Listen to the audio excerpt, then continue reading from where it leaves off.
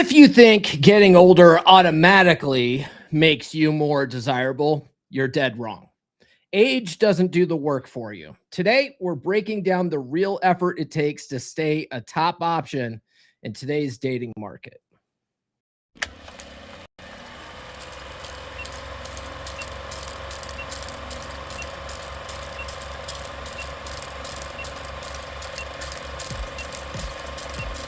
We're going live, baby. No. We'll do it live. You're listening to the premier podcast for men who want to not only be better with women, but want to be better men in general. This is the Come On Man podcast.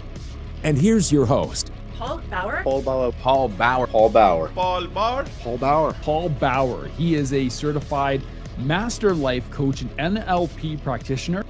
It's true. It's damn true.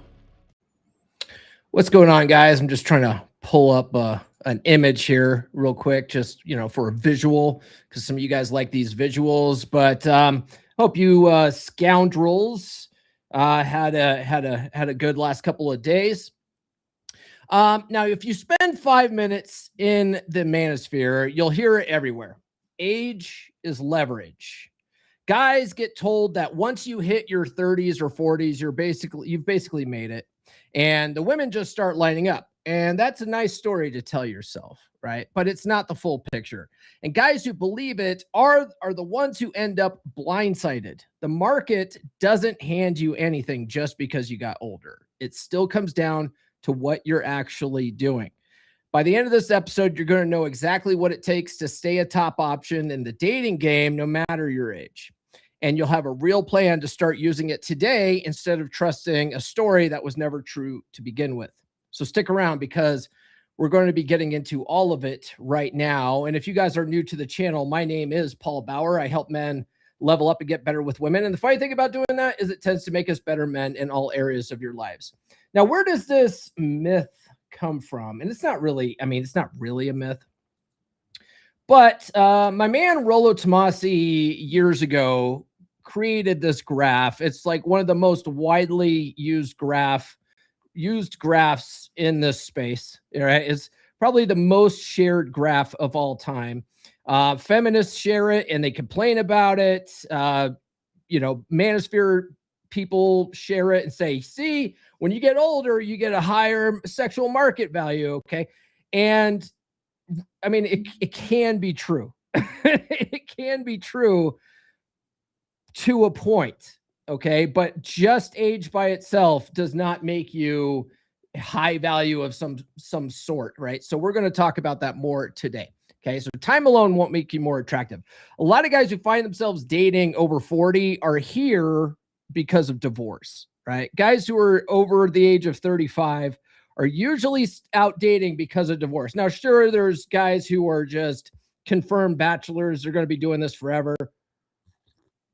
There's, we got a brother Mike Steele in Wolfpack. He's getting close to 40, I think, and he's never been married, right? So it's not like he's not out there because of divorce. It's just because he's, he hasn't found the right girl yet, right? The right girl to lock him down, right? So if time alone made you more attractive, okay, I'm talking to the majority of guys who are out dating after 35, after 40, okay? If time alone made you more attractive, you probably wouldn't be divorced. Think about that for a second, okay? Now, a lot of guys are told that aging automatically stacks value onto them like a bank account collecting interest, right? What do they say all the time? Like, men are like fine wine. We just get more attractive with age, whereas women, they age like milk, right? Right? But here's the thing, okay? Here's the thing about men's value, right? Men's value comes from what you keep doing, not just because you got older, okay? Now, brother, I'm asking you right now, when's the last time you actually worked on yourself? Be honest with me, okay? Because getting older without putting in effort just means you're an older version of whatever you already are, okay? And when we're talking about doing the work, I'm not talking about money, because this is why a lot of guys think that they're more attractive as they get older is because by now you're established in your career, you're making a lot of money, and a lot of guys automatically assume that, oh, hey, money makes me more attractive to women. I used to think that all the time. Back in when I was married, and I was a provider. I was very blue pill thinking women only really cared about money. I was overweight. I was way overweight when I was married.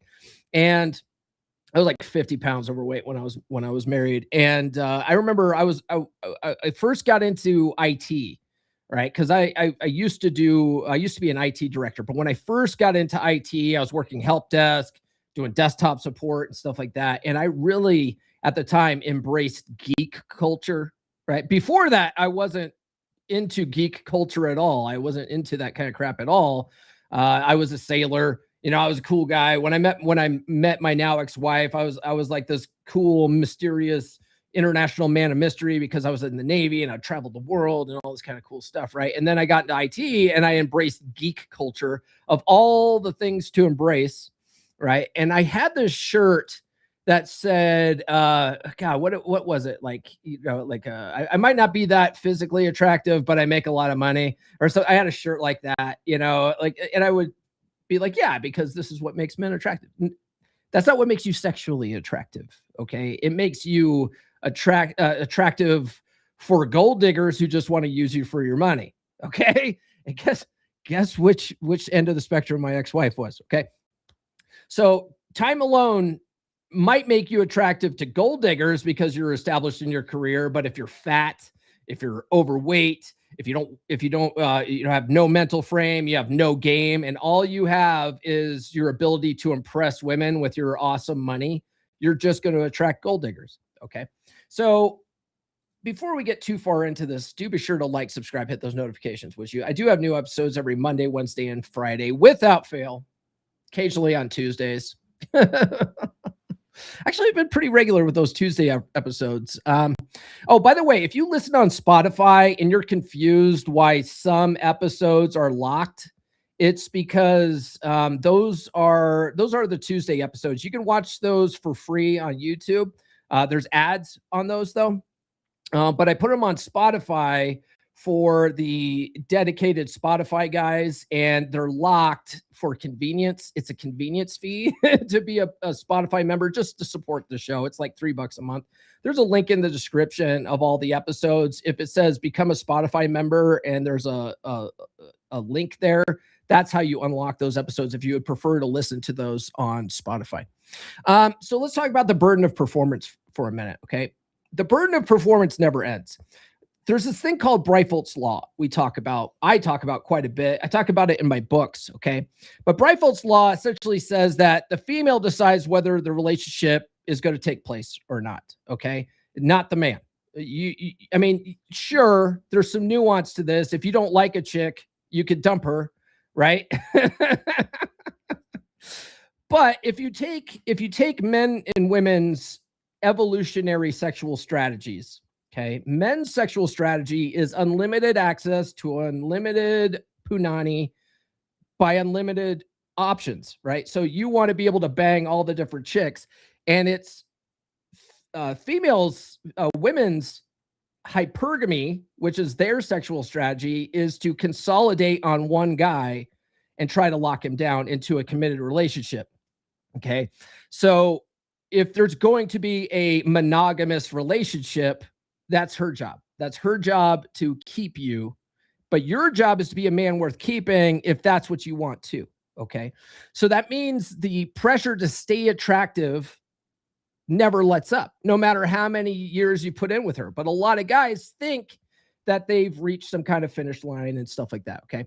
But and once they're married or established, they've earned a permanent pass, or at least that's what they think. But she's the one deciding every single day if you're still worth staying with. Okay. You don't get to coast because you closed the deal once. All right. But like it or not, men have a burden of performance. Women are women are sex objects, men are success objects. Okay. Success meaning, not just meaning money, by the way. It means like you're always going after stuff. You're a go-getter. You set goals for yourself. Like I'm going to read 3 books a month or something. I don't know, whatever it is. That's really easy to do. You can read 4 books a month easily if you do Audible, right? I'm going to lose 20 pounds. I'm going to, whatever it is, you're always pushing for something. You're always doing something. You're a go-getter. You're striving. Okay. Women, all they have to do is just not be fat, right? Women, it's infinitely easier for women. Okay. Now, where women struggle is where they're the most sexually attractive in their 20s, right? When they're like their prime childbearing ages is when men find women the most sexually attractive. And the older they get, and the eggs start running out, and they start getting old and wrinkly, like they start getting less attractive to men. Okay, not to say that women can't be attractive into their 50s and 60s and stuff like that. I mean, look at J-Lo. J-Lo's still really hot, right? Look at Jennifer Aniston. They're still really hot.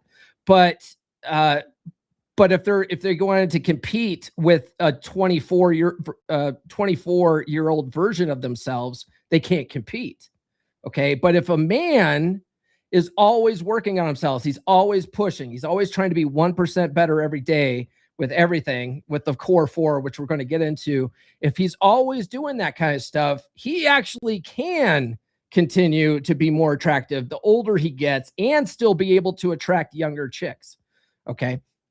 So, but in order to do that, to be sexually attractive and not just be a guy that these chicks want to use for your money, you have to be working on the whole package. Okay. So let me ask you this. Where have you gotten comfortable and let your efforts slide because you figured your age already did the work for you? Right? While you ponder that, go ahead and send that answer as a super chat now, so I can read it live and we can work through it together. Now, your body still does the talking. Okay. I floundered. I floundered after my divorce back in 2014. When I found myself back on the dating circuit after Red Pill Chick years later, it was a game changer, right? Because one of the reasons why I floundered, one, I had no game. I had no idea. It was a completely different world going out dating when, after being married for 14 years, being off the market for 15 years. And like, it was a whole new world. We didn't have dating apps when I met my now ex-wife. I actually had to meet her organically. I met her through Social Circle game. I went home on leave with the Navy, and I got invited to a party from some of my old high school buddies who were going to college with her. And we were all underage, and she happened to be 21 at the time. And so she bought beer for the whole party, and she ended up being the only chick at the party. And I basically was like, whatever. What was really cool is like, I had no attachment to outcome, because I was like, this is a sausage fest anyway. Whatever. I didn't care. So I didn't give a crap. And the way we started talking was she sat down and there was a deck of cards at a table, and she goes, "Oh, who wants to see a magic trick?" And I was always like into magic and stuff. So I was like, oh, I'd love to see a magic trick. So I sat down, she did this card trick.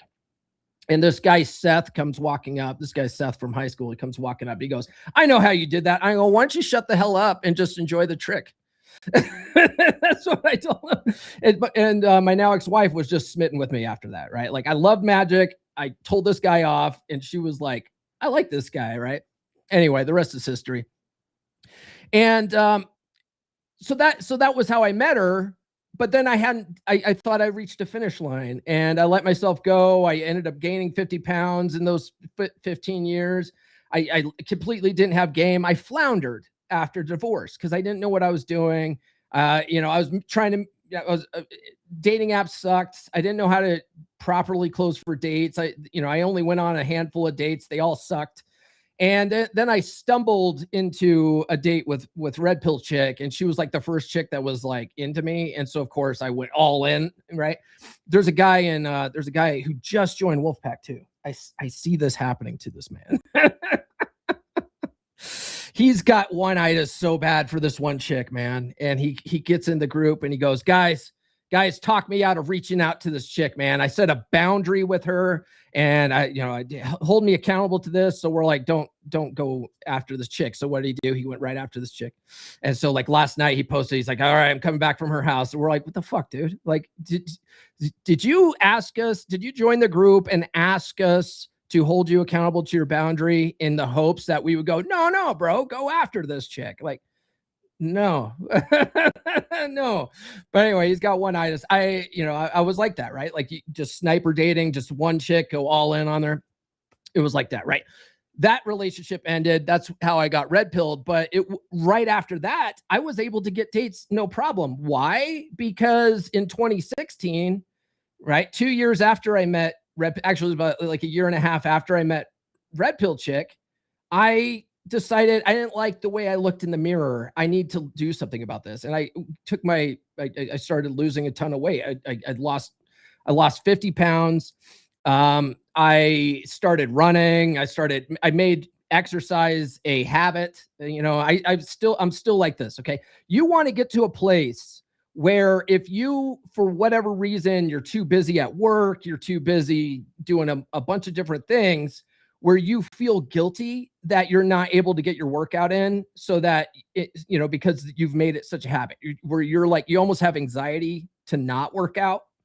Okay. You want to get to that place. Most guys aren't, right? Most guys, they work out for, like in January, right? They have the New Year's resolution. I'm going to work out. I'm going to lose a lot of weight. And then by February, they're back to their old habits. They're just getting fatter, right? Like what was it? The movie Tommy Boy or whatever, where he's like, eating ketchup packets or mustard packets. And Davis Spade goes, I can hear you getting fatter, right? Like that just popped in my head right now. Some people don't like my laugh on this podcast. Those people can kick rocks. Okay. Anyway.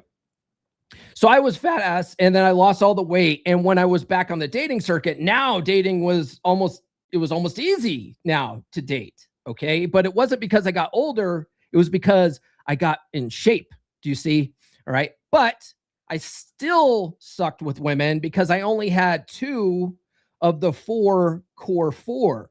Okay. Money, muscles, game, and frame. We'll talk about that in a little bit. I want you to really think on your situation right now. And right now I'm talking to the guy who is not getting the results he wants with dating. You make decent money, but you haven't been putting in the work you need to, have you? Your fitness isn't where you'd like it to be, right? Where are we at? There we go. This is why you haven't been getting the results you want with women, and you know that. I mean, your money gets you dates, but you already know women are happy to take advantage of men with money. So when would now be a good time to start using a better strategy? All right. I put it all into everything I wish I knew when I was 18. It covers money, muscles, game, and frame. Everything you need, brother. Amazon or Audible. Grab a copy during the break, yeah? Tired of wasting time on dead-end dates and attracting the wrong women? You put in the effort, but end up with dates that go nowhere, or relationships that fizzle out before they even start. You're tired of it. Dating shouldn't feel like a never-ending chore. And you know deep down that you're capable of attracting a woman who sees your value. The problem? You haven't been taught how to attract the right women and keep them. What if you could date efficiently, quickly filtering out the women who aren't right for you, and instead attract high-quality women who are genuinely interested? What if, when you found the right one, you knew exactly how to maintain that attraction for the long haul? With everything I wish I knew when I was 18, you'll learn exactly how to master the dating game, how to identify and attract high-quality women, how to weed out the ones wasting your time, and how to keep that attraction burning in a long-term relationship. This isn't about playing games. It's about developing the confidence and mindset to naturally draw the right women to you, while keeping the spark alive for years to come. Don't waste another day chasing the wrong women. Grab your copy of Everything I Wish I Knew When I Was 18 and start mastering the art of efficient dating. Find the right woman and keep her. Indeed. By the way, let's take a look at the chat here. DX Mateo says, nice topic, Paul. Good. I hope to deliver today. Darfin says, happy hump day, gents. Get in Wolfpack, gents. You will learn in there how the work never ends. There is no finish line. The group will allow you to see the chinks in your armor and how to improve those things. Indeed. He goes, the wall's undefeated. Some hit it, some smash into it like Wile E. Coyote. You know what's the thing about the wall, right? Is the wall is up here for women, right? The wall happens to women. It really has nothing to do with their physical attractiveness. Really, it doesn't. Although we often say that. And according to Rolo, the concept of the wall actually came from women. Women were the ones saying, "Oh, she hit the wall, didn't she?" Right? And then the red pill appropriated that, and now it's this bad thing. It's this evil, toxic thing we say about women. Right? But women used to say that shit about other women. Okay, but the concept of the wall and red pill just means that it's when a woman realizes at a conscious level that she can't compete with a woman half her age.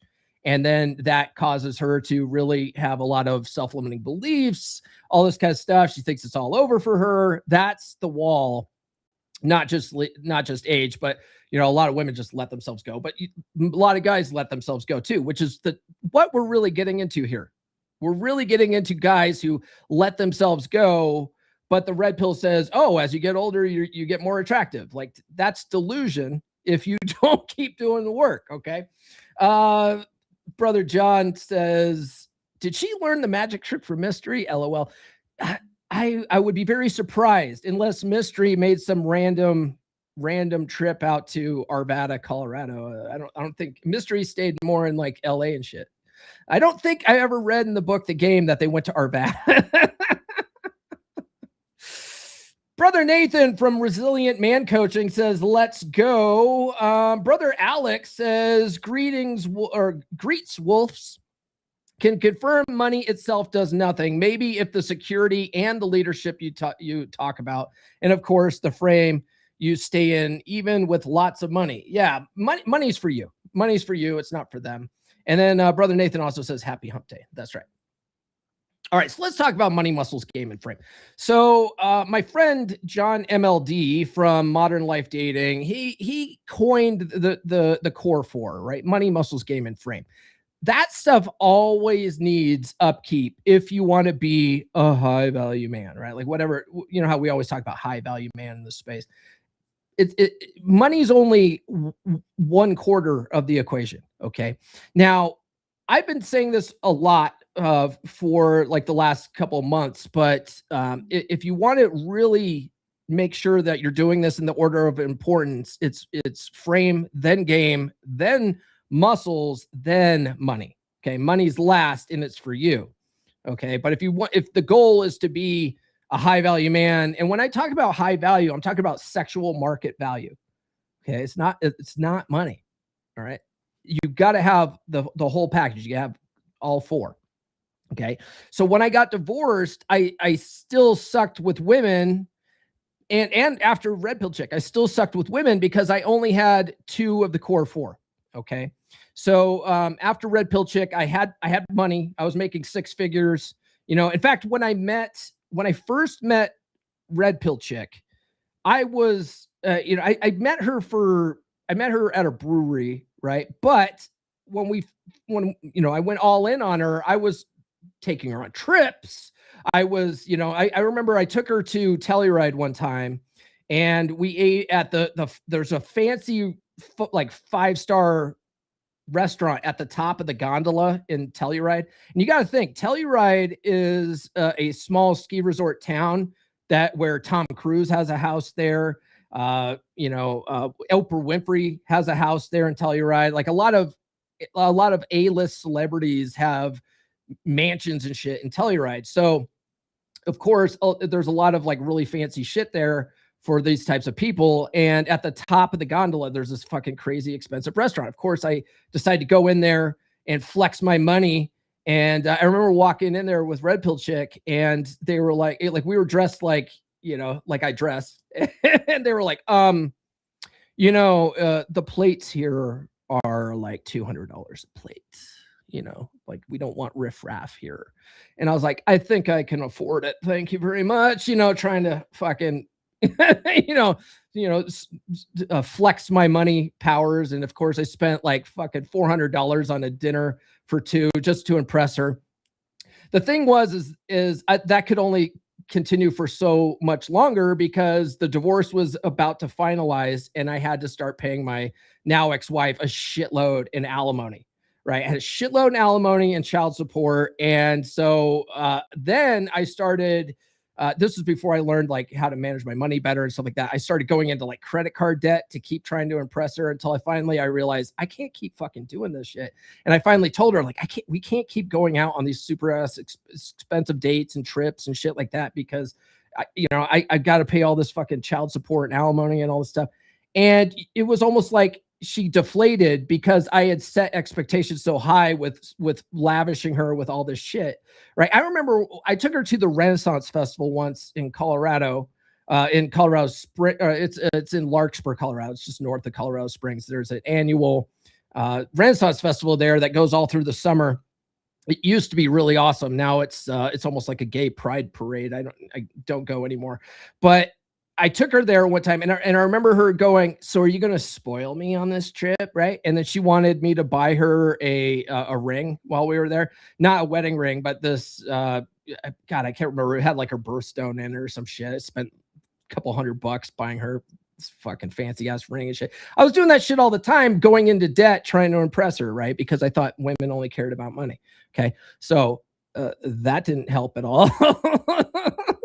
My muscles got better after Red Pill Chick because I lost all the weight. I was working out, I was actually, looking pretty slim. My game was okay. I could get chicks to, go on a date with me. I think a lot of that had to do with not being fat and being in an area where there's a lot of corn-fed motherfuckers out here, right? So that just made me set me apart. So it was easy to get dates, relatively easy to get chicks to sleep with me, but I couldn't keep them around because I was needy as fuck, right? I was needy as fuck. I was always reaching out. I was always trying to make something happen, trying to push for a relationship, all this kind of stuff. I was pushing these chicks away and I had zero frame, absolutely zero frame. It was really easy to set me off. My temper was horrendous. I would get mad at people, all this kind of shit, right? I had no frame. I'd react to stuff super bad.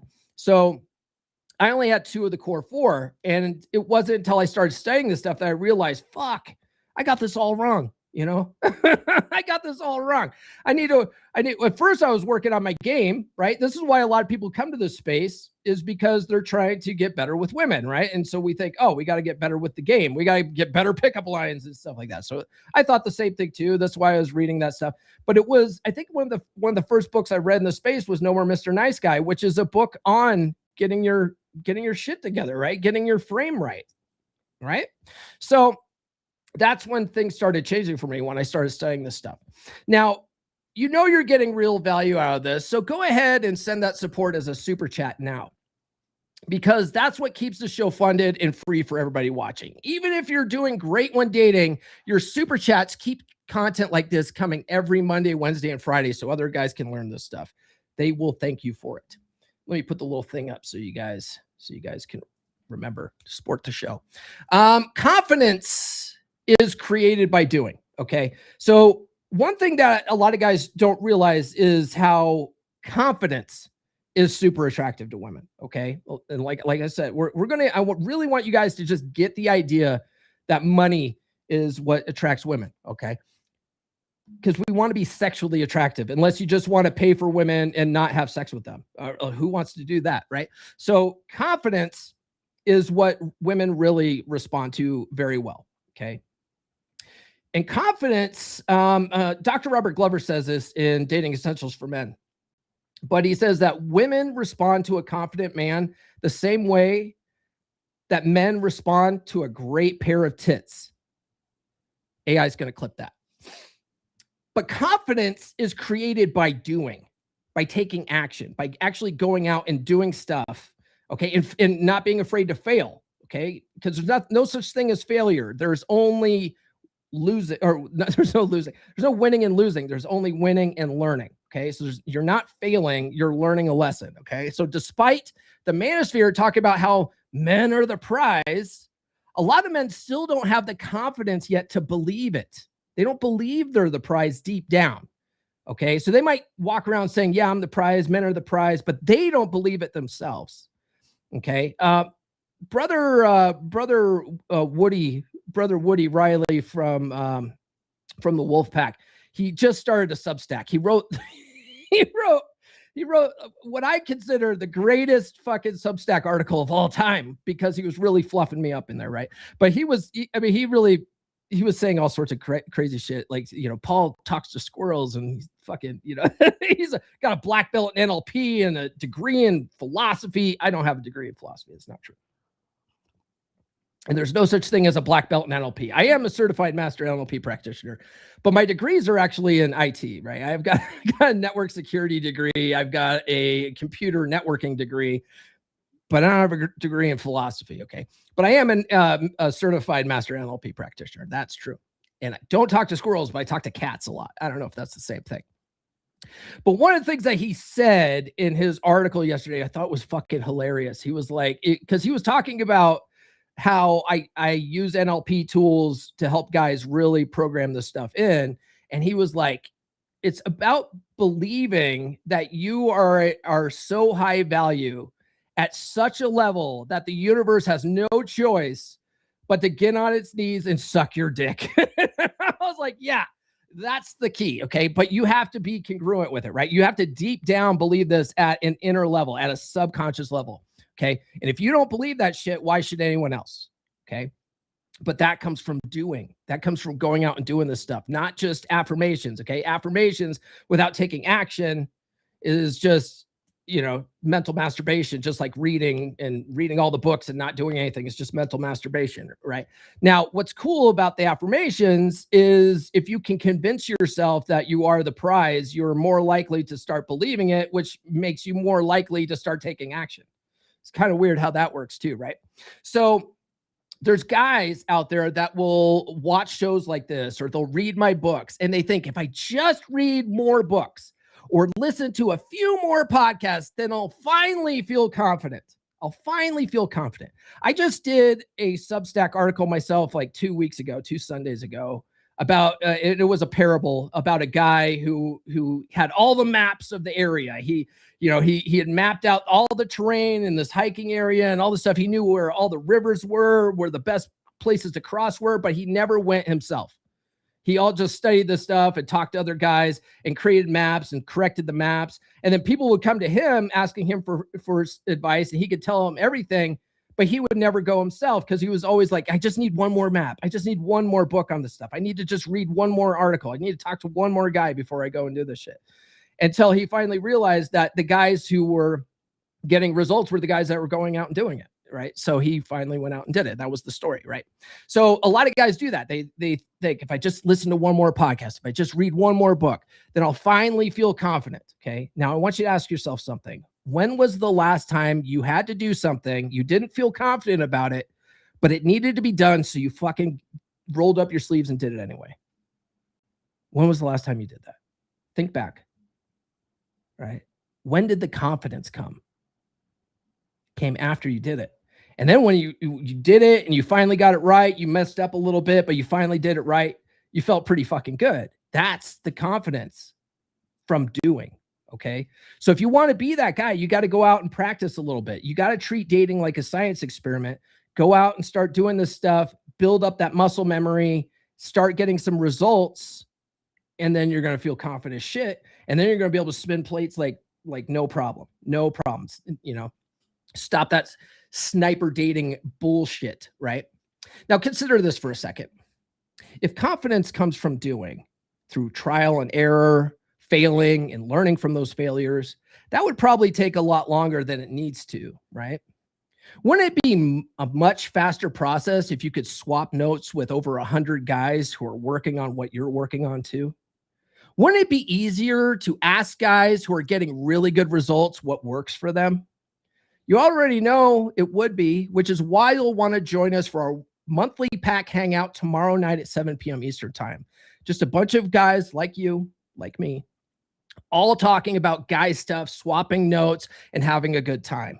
Get in before the call tomorrow, won't you? 7-day free trial, brother. Bear Club? Not anymore.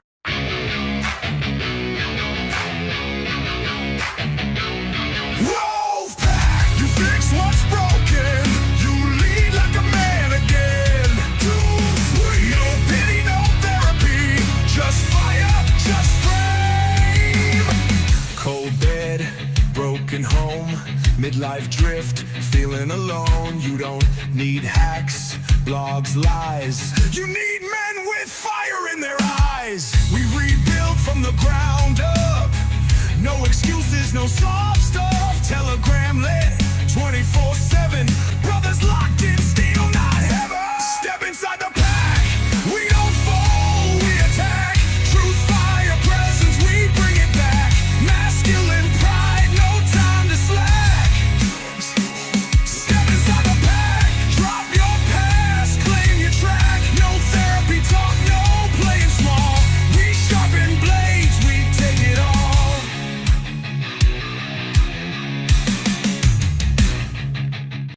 For the love of God, too sweet me, baby. Brother Eric Klingsporn sent $5,000 super chat. Make today great. Here's to all the kisses we've snatched and vice versa, my man. And I'm going to give him this one.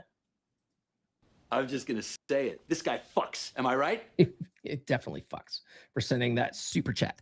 Let's talk about hypergamy for a second, guys. Let's talk about hypergamy.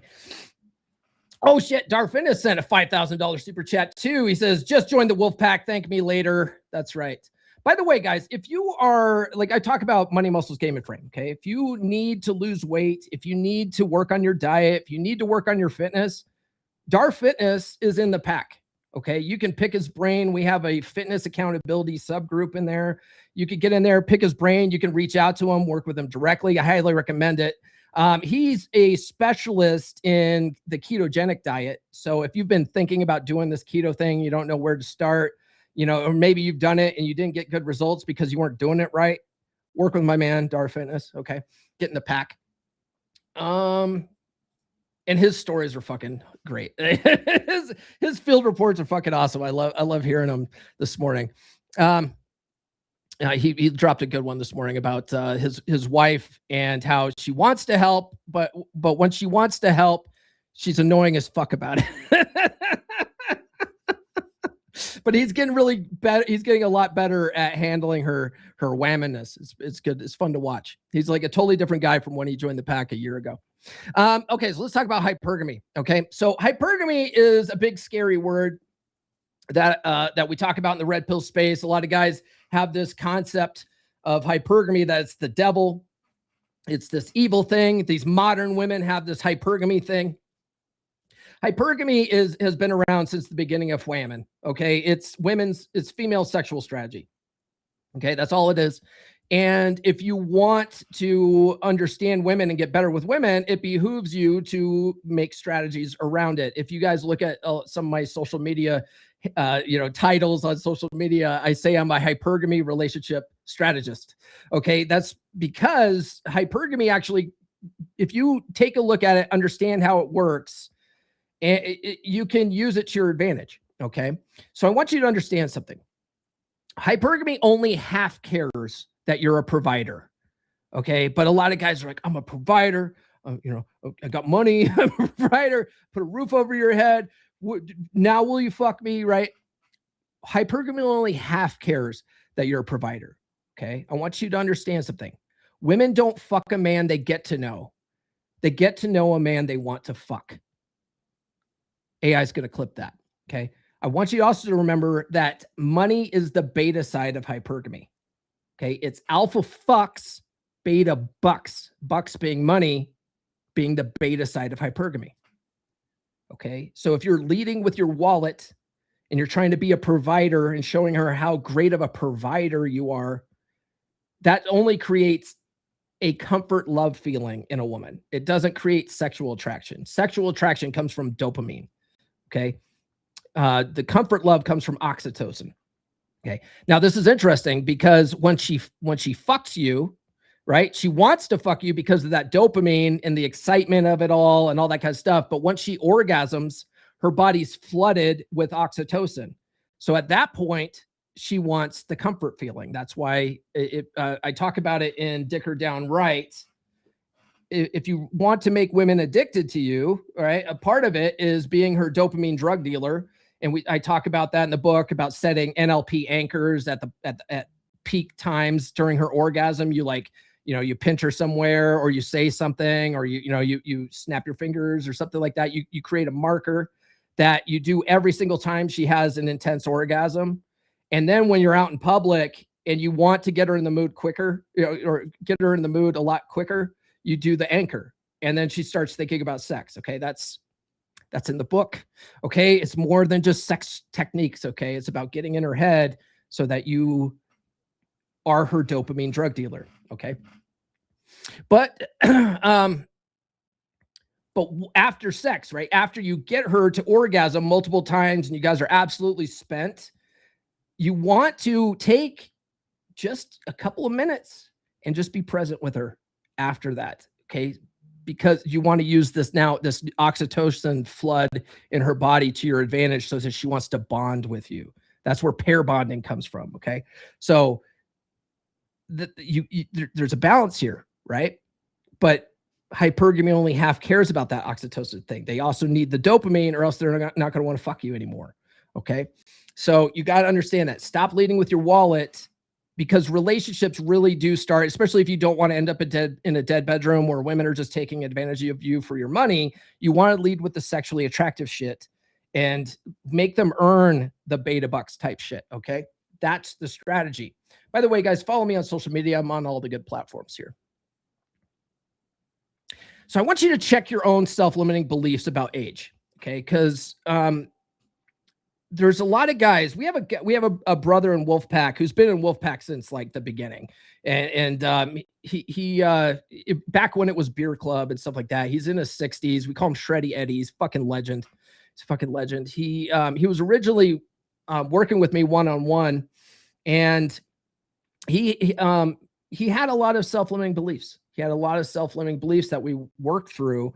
And I remember when he first felt confident enough to go out and get a date, and he got a date, and he ended up sleeping with his chick like right away. I was like, fuck it, there you go, bro. like it's not that, it's like, you still got it. You still got it. You know what I mean? But it took a while for him to realize that, because he had this mindset that I'm too old to start dating again. I'm too old to start doing this shit. I'm too old. Okay. You're not too old. Okay. Or a lot of guys say women my age only want guys with money. All right. Well, why are you dating women your own age anyway? That's a fucking terrible idea. That's a fucking terrible idea. Okay. If you are working on yourself and you get like Shreddy Eddie, which, he fucking seriously got shredded. That's why we call him that, right? He lost all this weight. He, started dressing better. He got better pictures on his bio. He started learning game and all this kind of stuff. Old dogs can learn new tricks. Okay. There's no reason why you can't. Okay. If Shreddy Eddie can do it, anybody can do it. Okay. So I want you to get these self-limiting beliefs out of your head. Okay. Anything that you tell yourself why you can't do something is a self-limiting belief. Anything, literally anything on the planet. I can't do this. Get that out of your get the word can't out of your vocabulary. I remember when I was in martial arts when I was a kid. I talk about it in Psychology Paradigm. Where the fuck is Psychology Paradigm? Right here. I talk about it in Psychology Paradigm. I talk about my karate sensei, Fred Bodie. Fred Bodie, I was very fortunate to have Fred Bodie as my sensei because he was an airborne ranger, all right, in Vietnam. He was just all about mindset. He's the one that really taught me about affirmations before I knew what an affirmation was. Right. That was Fred Bodie. And he was always talking about like, I can do anything. I can do anything. In fact, the leadership rules in the book come come from him because we had the leadership rules and the black belt rules. And we would say at the beginning of every class, I can do anything. And I remember he always had Century martial art catalogs at his dojo. And so I'd always like thumb through those because Chuck Norris was always on the cover of those, you know, and he had Chuck Norris kicking jeans and shit.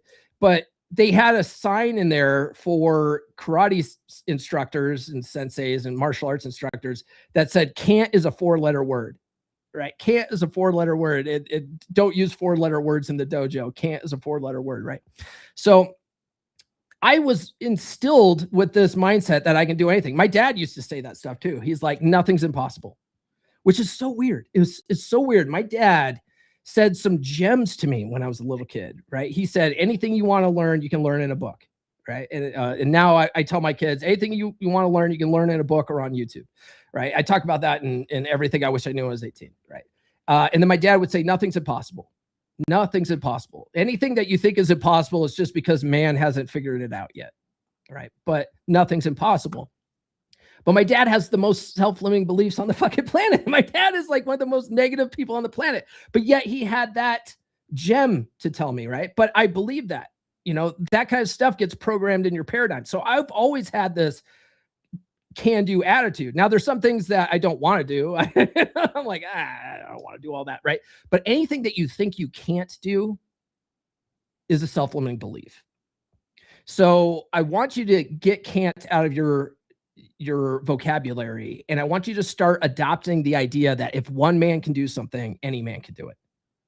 Right? If one man can do something, any man can do it. Something I learned from Bob Proctor. If there's something you want to do, find someone that's already doing it and then model what they're doing. Okay? And then eventually you're going to find your own way of doing whatever that is, but find someone who's already doing what you want to do and start modeling that. And you'll be able to get there much faster. Okay, that's one of the reasons why getting in the wolf pack is so great, is because there's other guys already doing this shit, right? If you're working on your marriage and trying to turn your marriage around, there's already guys doing that shit. So what are they doing?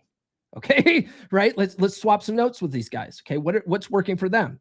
Okay, if you want to get better at dating, we got brother Woody in Wolfpack who's going out closing these chicks on ice cream dates, right? How is he doing that? Right? Because you think that you got to take all these chicks out to fancy dinners and stuff. No, you don't. Take them out to ice cream like fucking Woody, right? Okay. Most of these beliefs have never actually been tested. Okay. So if you say, I can't do something, it's because you haven't really tried. Brother Dan in Wolfpack, his brother was my best friend growing up. That's why Dan's in the pack. But his brother used to say that Dan's brother, or Dan's mom, like Dan and his brother's mom, used to say can't means won't try. You know what I mean? Do you see what I'm saying here? So if you got the word can't in there, it's a self-limiting belief. Can't means won't try. Okay, can't's a 4-letter word. Get it out of your vocabulary. Okay, if another man could do something, any man could do something. Okay, start telling yourself that stuff. Options still make you more desirable at any age. So a man with other women interested in him is more attractive than a man who puts all of his attention into one woman, no matter how old he is. Okay, this is called preselection. This is why spinning plates is the most efficient way to date. Okay, if you don't know how to do it and you're like, oh, I can't possibly juggle more than one woman at a time, it actually is easier to juggle more than one woman at a time. It's infinitely easier. You want to know why? I say it like that. Want to know why? Because if you ever read How to Be a 3% Man by Corey Wade, that's how he's always saying that. You want to, or he's like, why? But spinning plates is the most efficient way to date. And the reason why is because one, pussy attracts pussy. Shout out to the late great Alan Roger Curry for saying that. Pussy attracts pussy. It's pre-selection. Women are more attracted to men that other women like. It's a shortcut, right? It's a shortcut to attraction. But also because if one chick isn't acting right, who fucking cares? You've got 3 other chicks you're talking to, right? So you're less needy. You don't care about these chicks that are trash anyway.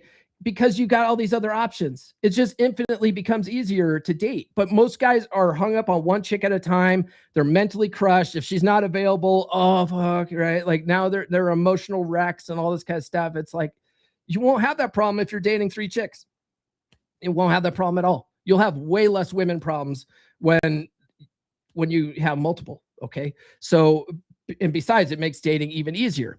Okay. Now, a lot of guys are like, yeah, but how do you, I'm having a hard time getting one, right? How do I get multiple? Okay. You got to fake it till you make it. You got to fake it till you make it. One thing that guys fuck up when they're dating is when they go out with a chick, they tell her what they think the chick wants to hear. Right. So if they have no other options and this chick says, so are you going on lots of dates, or like, are you seeing anyone? Right. Like the guys are always like, oh no, I'm not seeing anybody. Right. I'm not seeing anybody. I'm only talking to you. Okay. Like they think women want to hear that. But the thing is when you're casually dating, women don't want to hear that. You might think that they want to hear that, but they don't want to hear that. If you tell a chick, no, I'm not seeing anyone, you might as well just tell her, I don't fuck. Okay. So a better way to, I used to say, I got this from Corey Wayne, right? But well, I always have room for one more. Okay. You keep it vague. Okay. This is how you fake it till you make it. Okay. Cause it could mean you're seeing 2 chicks, you're seeing 1 other chick, you're seeing 100 other chicks. It could be anything. Let her fill in the blanks. It's, something I've learned in NLP and in learning like conversational hypnosis and stuff like that, is that if you're vague, people's minds fill in the blanks, and that's to your advantage. It's to your advantage to let people fill in the blanks. Like their subconscious will give them answers and create pictures and all this kind of stuff. You want her thinking that you are a guy that other chicks like. Okay. This is how you fake it till you make it. You act as if. Okay. Your actions convey options. I'm going to say that again. Your actions convey options. Okay. A guy who is good with women acts a certain way. Right. And women pick up on this stuff. They're like, oh, this guy, he must have lots of dates. Chicks must be throwing pussy at him and stuff like that because of the way he acts and stuff. Right. This is pre-selection. Now, if you guys tune into like Access Vegas or, Mike Sartain, he's absolutely wrong about this. Okay. He'll say, no. Pre-selection only works if they see you with really attractive women. That's not true.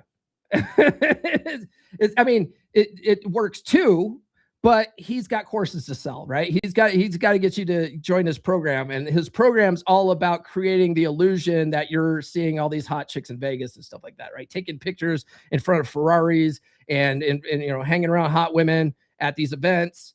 And so women are like, oh, yeah, look, he gets hot women. Look at all this stuff. And it's all fucking illusion. You don't think that, when you start hanging around with women and you drive up in your fucking used Volkswagen that they're going to realize that you don't really have a Lamborghini. You don't think that they can pick this shit up, right? But if you act a very cool and, very aloof, you're not texting them all the time. You're not trying to occupy their time multiple times in a week. You're only seeing them like once a week. You don't go out with them on Fridays and Saturdays because you're busy on Friday and Saturdays. Like if you're, if they're like, oh, you go to set a first date with a chick and she's like, oh, I'm only available on Saturday. And you're like, I already got plans Saturday. Even if you don't, her hamster wheel goes, oh yeah, he must see other chicks. Right. And then you get this, you create a fear of loss in them because they're like, oh, I really like this guy and he's not available because he's already got plans. Oh shit. I better figure it out. Right. Okay. You're conveying options by how you act. And if you really did have options and you really did save Friday and Saturday nights for chicks you're sleeping with, you wouldn't be faking it anymore. That's just how you would act, because you would be a guy with options, right? So you gotta start somewhere. You gotta start acting as if. All right. So if you start acting that way when you go out dating and stop sniper dating and going out one chick at a time and immediately becoming exclusive with every chick you're talking to, you stop doing that shit, you're going to convey that you have options and you're going to be more desirable. Okay. And a lot of this is about creating mystery. Okay. Mystery takes discipline. All right. Not just experience. So older guys sometimes think that their experience alone makes them intriguing. Okay. What kind of experience? What kind of experience? Because I will say, you know, I've done a lot of shit. I've done a lot of stuff. I've been a lot of places. I was in the Navy. I mean, that's cool. I got a lot of cool Navy stories and stuff like that. So sometimes that's true. Like some of that stuff is true. Okay. But it's been scientifically proven that women are more attracted to men whose feelings are unclear and who they have to figure out. So yeah, you can tell tell stories like that, fun stories about your time in the Navy and whatever like that, but don't be talking about your business. Don't be talking about like, oh yeah, I do all this for a living. You know, don't be giving everything away. Okay. You want them doing like 80% of the talking, and who's ever asking the questions is in control of the conversation. So anytime they start asking about you, you want to keep it playful, throw them some bullshit about how you're Batman. You know, I call this Batman game. It doesn't have to just be Batman, by the way. My son, I was talking to my son about this stuff, and he's like, Dad, I can't do Batman. I can't do the Batman game thing. He's like, it's a meme on TikTok. And I was like, no way, Batman game's a meme. And he's like, oh no, it is. And I was like, I'm the only one that talks about that. There's no way that could be a meme. And so he sent me a video about it. It wasn't Batman game that he was talking about, but just this idea of kids saying I'm Batman, right? And women being annoyed by that, his age. And so I said, well, it doesn't have, it's just a tool. Woody Riley said this the other day. He said, you know, Paul's Batman game and Jenga is just a tool. You know, it's just a tool. You can change things up, right? You can make it your own. You can do whatever you want. So I told my son, I go, well, okay, because the reason why this came up was because some chick asked my son what he was doing, and he goes, "Oh, I'm just being a chud. I'm not doing anything." You know, have you ever done that? You're on a dating app, and some chicks are like, "What are you up to?" You're like, "Nothing, just drinking a beer, watching sports." Right? You basically are telling her you live a boring life. You don't do shit. This is why we don't. You know, like you don't text or do phone calls on Friday or Saturdays after 6 p.m. Don't do that shit, because a true guy that has shit going on is out doing shit on Friday and Saturday nights. Okay. Now, if you're not doing that, you basically might as well tell chicks you don't do shit. You're a boring guy. I'm fucking boring. There's no reason to go out with me. Okay. You don't want to be doing that kind of stuff. You want to be a mystery. You want them thinking that you are doing these things, right? So I told my son, I was like, you can't tell her that you're a chud being at home. Like, that's not attractive. I go, tell her you're out fighting crime dressed as bad. He goes, I can't do that. I can't do Batman game. That's fucking, you know, for losers or something when in my age. I go, okay, doesn't have to be that. You could be a fucking international man of mystery. You could be out fighting ninjas. Okay. I was like, tell her that you've been spending all day dashing into the fray, making the world safe for democracy, right? Say anything, but I'm not doing shit. Okay. You want to be playful like that. Okay. And then, you know, if you're on a date and they, oh, so what do you do? You haven't really told me what you do. Oh, I dress, you know, I'm a millionaire playboy by day, but I dress up like a bat and fight crime at night. And then, you know, oh, I didn't know I was dating Batman. Yeah. You know, can I keep your, no one knows this though. Okay. I don't just tell anybody. Can I trust you to keep a secret? Like, and start fucking around. Okay. Do that kind of stuff. And then when they no, seriously, what do you do? What I do is boring. Tell me more about what you do. Right. Like, you want to keep the conversation on her. All right. You want them figuring you out. Okay. You don't want to be giving too much away. All right. You might make decent money, but don't lead with that shit. Okay. A lot of times women will ask you what you do for a living and stuff like that to fish to see how much money you make. Okay. This is a great way to, you know, weed out the gold diggers. Okay. Just be like, yeah, you know, like what I do is boring. I don't want to, don't tell her what you do. Okay. You know, and if you do, keep it really vague. You know, I work in this industry, you know, and just fucking leave it at that. She doesn't know what that means. You could be an executive. You could be fucking, you know, if you say I work in this industry, you could be the fucking janitor, right? Like, it doesn't, it doesn't matter. You can work at McDonald's and go, yeah, I work in the restaurant industry, you know, or whatever. Like, I work for I don't really want to talk about it, but I work for a multi-billion-dollar corporation, right? But McDonald's is a multi-billion-dollar corporation. Now, you might be the guy working the fries, but you were working in a multi-billion-dollar industry, are you not? Okay. I don't want to talk about what I do is boring. I work in a multi-billion-dollar industry. Tell me more about your childhood, right? Like, whatever, okay? Don't lead with that shit. Leading with your wallet only attracts gold diggers, okay? And that's the point. That's the point of all of this is, yeah, you're older, and the reason why a lot of guys think that they're more attractive is because they have money. Yes, you might have money, but don't lead with that shit, or you're just going to attract women that are going to take advantage of you, okay? You got to work on the core 4, money, muscles, game, and frame, but do it in reverse order. Frame, game, muscles, then money. And money's for you. Feel me, dog? Cool. All right. That's all I got for this episode. Let's take a look at the chat real quick. Urquid says super chats are raining today. Well, it's more like a slow drizzle. I've only seen 2. Do the Dr. Evil laugh. Dopamine drug dealer. You have to be their dopamine drug dealer. Yeah, there you go. Brother Clay says, yo, what's up, Clay? Good to see you, man. Dark Fitness says, everything is figure outable. It's all a mindset. And then he writes, can't means won't try. Oh God, what did Dark Fitness say in the chat yesterday? Try. He's like, oh, I'm trying to do whatever. And I dropped the Yoda chat and I was like, do or do not. There is no try. And he goes, oh, fuck. Am I being a try baby? I was like, try baby. That is fucking gold. I love that. So yeah. All right, guys.